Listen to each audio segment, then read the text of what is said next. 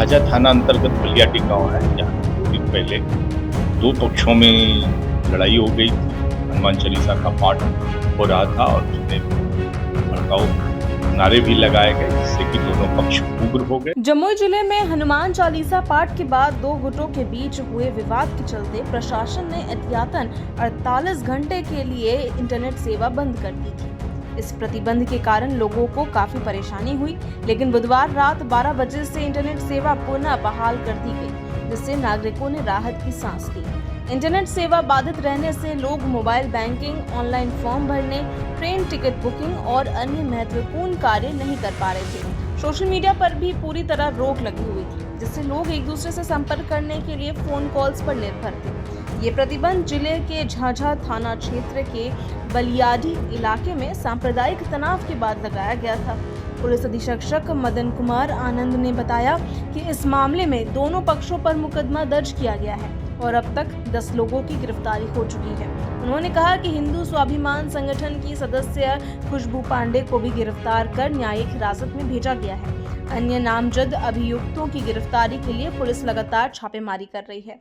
झाझा थाना अंतर्गत बलियाटी गांव है, जहाँ की 2 दिन पहले 2 पक्षों में लड़ाई हो गई थी और वहाँ का माहौल कम्युनल हो गया था। उसमें हम लोगों ने त्वरित कार्रवाई करते हुए दोनों पक्षों पर हम लोगों ने केस कराया और दोनों पक्षों पर हम लोगों ने केस कराया। केस कराने के बाद दोनों पक्षों पर कार्रवाई की गई।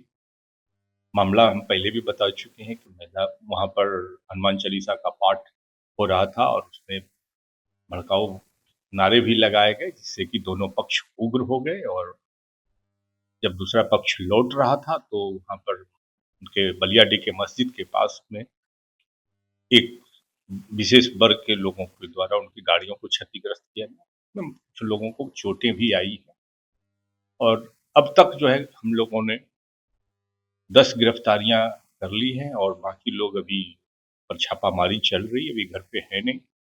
उनको भी हम लोग टेक्निकल सर्विलांस में रखे हुए हैं, बहुत जल्दी उनको भी गिरफ्तार कर लेंगे।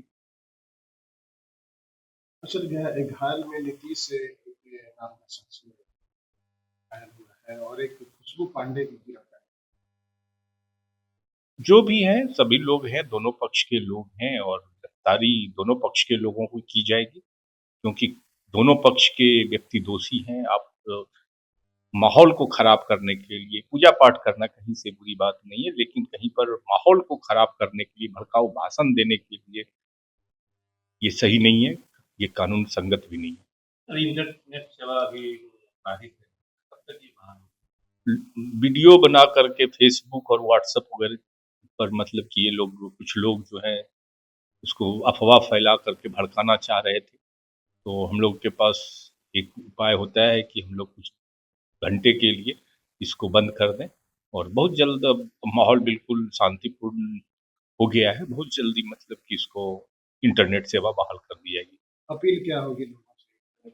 मैं बार-बार एक ही अपील करूंगा जनता को कि इस तरह के कानूनी पचड़े में पड़ने से, हंगामा करने से और एक दूसरे पर ये कम्युनल बातें करके कुछ मिलना नहीं है। कानून के शिकंजे में आइएगा। कानून का हाथ लंबा होता है और बार-बार हम लोग सुनते आए, लेकिन कानून के पचड़े में पड़ने के बाद आपका कैरेक्टर सर्टिफिकेट नहीं बनेगा, आप पर केस होगा, आपके बच्चे परेशान होंगे। आपको हर जगह आज कैरेक्टर सर्टिफिकेट की जरूरत होती है। जब आप पर कांड दर्ज होता है और उस पर जब चार्जशीट होगा तो आपका चरित्र प्रमाण पत्र नहीं बनेगा, जिससे कि आपको परेशानी होगी और समाज में भी विद्वेष फैलाने से उसका कोई लॉन्ग टर्म फायदा नहीं होता है। ये छोटी-छोटी बात है, किसी के भड़कावे में बिल्कुल भी ना आवे, अफवाह पर तो बिल्कुल ना रहे। एसपी ने स्पष्ट किया कि पूजा पाठ करना गलत नहीं है, लेकिन धार्मिक आयोजनों के बहाने भड़काऊ भाषण देकर माहौल खराब करना किसी भी सूरत में स्वीकार्य नहीं है। उन्होंने लोगों से अपील की कि अफवाहों पर ध्यान न दें और कानून व्यवस्था बनाए रखने में प्रशासन का सहयोग करें। उन्होंने कहा कि कानून का उल्लंघन करने वालों के खिलाफ सख्त कार्रवाई की जाएगी, जिससे भविष्य में किसी को ऐसी गतिविधियों में शामिल होने से पहले सोचना पड़े। उन्होंने नागरिकों को चेतावनी दी कि कानून के पचड़े में पड़ने से चरित्र प्रमाण पत्र नहीं बन पाएगा, जिससे शिक्षा और रोजगार के अवसरों पर असर पड़ सकता है। जिले में स्थिति नियंत्रण में है और इंटरनेट सेवा बहाल होने से आम जनजीवन पटरी पर लौट आया है।